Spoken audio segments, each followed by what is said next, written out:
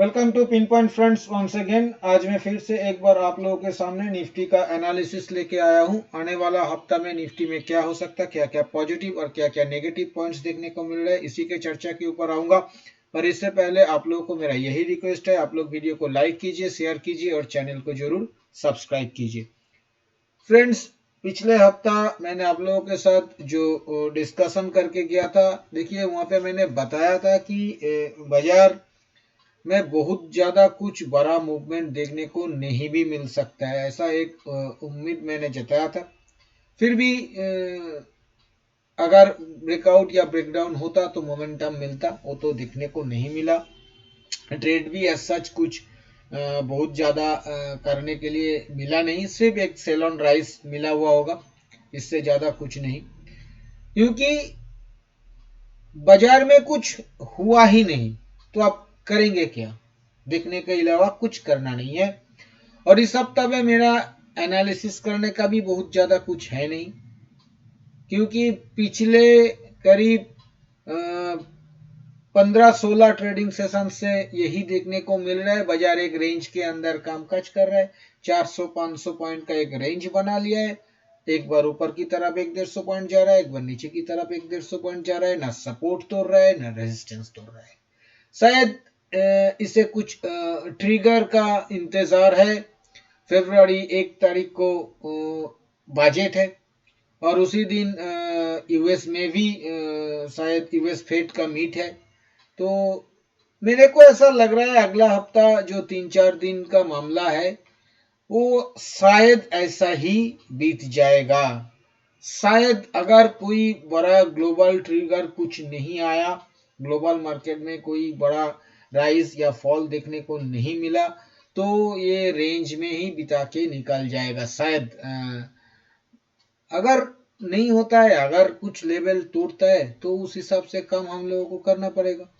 पर फिलहाल ऐसा उम्मीद चार्ट देख के नहीं लग रहा है। मैं थोड़ा बहुत जो भी मेरे को देखने को मिल रहा है, मैं आप लोगों को बता रहा हूँ। देखिए, ये शॉर्ट टर्म ट्रेंड लाइन तोड़ के नीचे चला गया था, फिर एक दिन इसी हफ्ता में वेडनेसडे के दिन ये फिर से एक बार ऊपर में आके क्लोज किया था, पर थर्सडे और फ्राइडे सस्टेन नहीं किया, फिर से नीचे आके बंद कर दिया।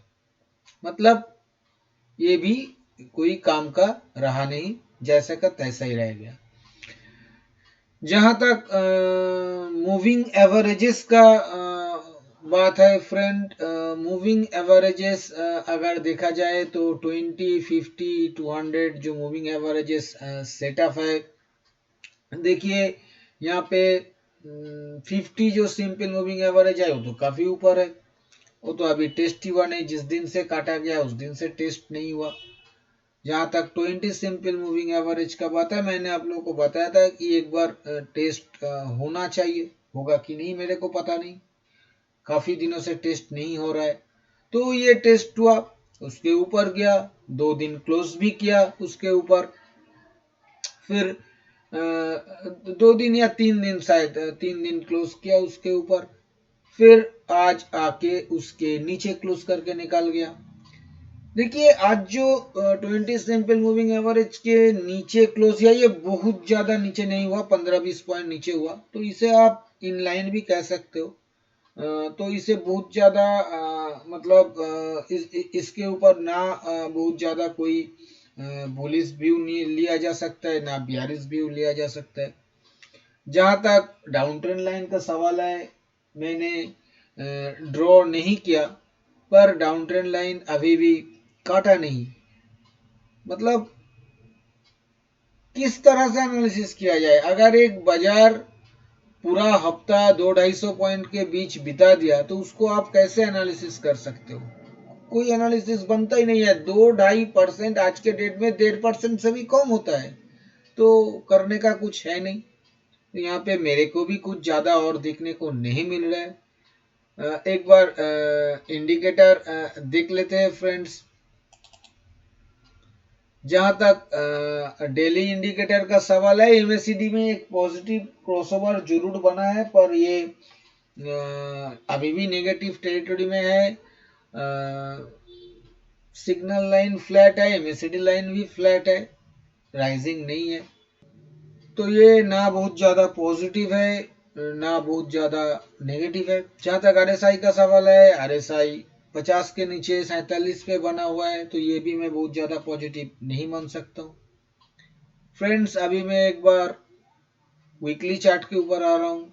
फ्रेंड्स, अगर आप लोग हर रोज सुबह निफ्टी के ऊपर daily view free of cost लेना चाहते हो तो वीडियो के नीचे डिस्क्रिप्शन बॉक्स में एंजल वन का अकाउंट ओपनिंग लिंक दिया हुआ है। उसी लिंक के जरिए अपना अकाउंट ओपन कीजिए और अपना पहला ट्रेडिंग करने के बाद उसी ट्रेडिंग का स्क्रीनशॉट उसी वीडियो के नीचे डिस्क्रिप्शन बॉक्स में जहां एंजल वन का अकाउंट ओपनिंग लिंक दिया हुआ है उसके नीचे मेरा व्हाट्सएप नंबर भी दिया हुआ है। उसी व्हाट्सएप नंबर में अपना पहला ट्रेडिंग का स्क्रीनशॉट व्हाट्सएप कर दीजिए। इसके बाद हर रोज सुबह फ्री ऑफ कॉस्ट आपके पास भी निफ्टी का डेली व्यू पहुंच जाएगा।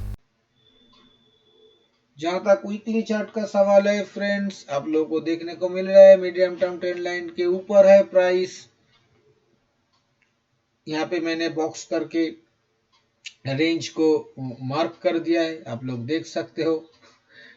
5 वीकली कैंडल लगभग, ये 5वां वीकली कैंडल बीत गया उसी रेंज के अंदर। मतलब कितना दिनों से ये एक रेंज के अंदर फंस गया है, ना ऊपर जा रहा है ना नीचे जा रहा है। तो करने का कुछ है नहीं फ्रेंड्स, मानना पड़ेगा, बाजार है, बाजार सुप्रीम है, हम लोगों को फॉलो करना पड़ेगा, क्या कर सकते हैं। तो इसलिए मैं ये कह रहा हूँ कि वीडियो बहुत छोटा हो जाएगा, घबराइएगा मत, क्योंकि करने का कुछ है नहीं और आप लोगों को भी कुछ करने का है नहीं। हो सके तो कहीं छुट्टी मना के आइए, बजट के बाद फिर से ट्रेड किया जाएगा। तो जहां तक मूविंग एवरेजेस की बात है, 20 सिंपल मूविंग एवरेज पे लगातार सपोर्ट बनाया जा रहा है। 5 वीक से ही, इसी हफ्ता में भी बनाया गया है। देखने में तो ये हायर टॉप हायर बॉटम है, पर पिछले हफ्ता भी डोजी था, इस हफ्ता भी डोजी बना। ठीक है, तो इनडिसाइसिव कैंडल बन रहा है, बाजार कुछ ट्रिगर मांग रहा है जो नहीं मिल रहा है। देखना पड़ेगा क्या ट्रिगर बाजार को आने वाले दिनों में मिलता है। ये 19-20 हजार लेके जाता है या फिर यू टर्न मारता है, देखना पड़ेगा। जहां तक 50 सिंपल मूविंग एवरेजेस का बात है, देखिए आहिस्ता आहिस्ता एकदम काफी काफी दिन हो गया, मतलब ये फ्लैट ही रहा। अभी अभी ये मतलब ज्यादा दिन प्राइस अगर इस तरह का बिहेवियर करे या थोड़ा सा भी डाउन मूवमेंट दिखा दे तो ये 50 सिंपल मूविंग एवरेज नीचे की तरफ चलना स्टार्ट कर सकता है। इस बात को ध्यान में रखिएगा। जहां तक इंडिकेटर का सवाल है फ्रेंड्स, वीकली इंडिकेटर में कोई चेंजेस नहीं। एमएसीडी में डेथ क्रॉसओवर बना हुआ है पर पॉजिटिव टेरिटरी में है, बिल्कुल उल्टा डेली चार्ट का। तो ना ज्यादा पॉजिटिव ना ज्यादा नेगेटिव। जहां तक आरएसआई का सवाल है, अभी भी 50 के ऊपर बना हुआ है, 54 के आसपास ट्रेड कर रहा है। बस इसी से खुशी मनाना पड़ेगा कि आरएसआई अभी भी 50 के ऊपर बना हुआ है। तो फ्रेंड्स, अभी मैं एक बार ऑप्शन चेन के ऊपर आ रहा हूं। फ्रेंड्स, ये मैंने आने वाला हफ्ता का एज वेल एज इसी मंथ का जो मंथली सीरीज है 25 जनवरी वाला सीरीज, उसी सीरीज का ऑप्शन चेन मैंने ओपन किया है। निफ्टी का क्लोज आया है 18,027, मोटा मोटा मान लेते हैं 18,000 एट द मनी हो गया। यहाँ पे एक्टिविटी जो देखने को मिल रहा है फ्रेंड्स, 18,000 कॉल में तो 25,000 वाई एडिशन, 18,050 के कॉल में 26,000 वाई एडिशन, पर 18,100 के कॉल में 1,90,000 का वाई एडिशन, 18,150 के कॉल में 54,000 का वाई एडिशन, 18,200 के कॉल में 95,000 करीब का वाई एडिशन। वहां पे अगर देखा जाए 18,000 पुट में अगर देखिएगा तो सिर्फ 3700 का वाई एडिशन, पर 18,050 के पुट में 13,000 वाई एडिशन, 18,100 के पुट में 90,000 वाई एडिशन और 17,900 पुट में 20,000 Y एडिशन, 17,800 पुट में 60,000 Y एडिशन। फ्रेंड्स यहाँ पे out of the money call जो 18, 100, 150 या 200 का कॉल है, काफी भारी भक्कम Y एडिशन देखने को मिल रहा है। इसके मतलब कॉल राइटर एक्टिव है, ऊपर को मतलब प्राइस को जाने नहीं देगा ऊपर शायद। और जो ये पुट 18,100 या 18,050 पे वाई थोड़ा बहुत देखने को मिल रहा है 17,900, 17,800 के मुकाबले। ये यहाँ पे देखिए हो सकता है यहाँ पे राइटर भी एक्टिव है, हो सकता है यहाँ पे पुट बायर्स भी एक्टिव है, पर कॉल साइड को देख के हमें ऐसा नहीं लग रहा है कि यहाँ पे बहुत ज्यादा राइटर एक्टिव है। लग रहा है कि यहाँ पे थोड़ा बहुत बाइंग किया जा रहा है 18,100 का पुट में। तो देखिए ये नहीं भी हो सकता है, मतलब एक्सपायरी के नजदीक देखना पड़ेगा। ऐसा भी हो सकता है कि ये लोग सोच रहे हैं रेंज बाउंड मार्केट रहेगा, इसलिए 18,100 का स्ट्रैडल भी बनाया जा रहा है। ये भी एक पॉसिबिलिटी हो सकता है जो ध्यान में रखना पड़ेगा। उस केस में भी बाजार ऊपर तो ज्यादा नहीं जा पाएगा, शायद ज्यादा नीचे नहीं जाएगा, पर अगर ये बाइंग होगा और कॉल भी राइट होगा तो एक बार ये नीचे जाने का कोशिश कर सकता है आने वाले हफ्ते में। तो ऑप्शन चेन मोटा मोटा हमें बीआरसी नजर आ रहा है। फ्रेंड्स अभी मैं आऊंगा कंक्लूजन के ऊपर। कंक्लूजन के ऊपर आने से पहले मैं आने वाला हफ्ता के लिए सपोर्ट और रेजिस्टेंस का जिक्र करूंगा। आने वाला हफ्ता के लिए नीचे जो पहला सपोर्ट देखने को मिलेगा वो 17,900, दूसरा सपोर्ट देखने को मिलेगा 17,750 और तीसरा सपोर्ट देखने को मिलेगा 17,550।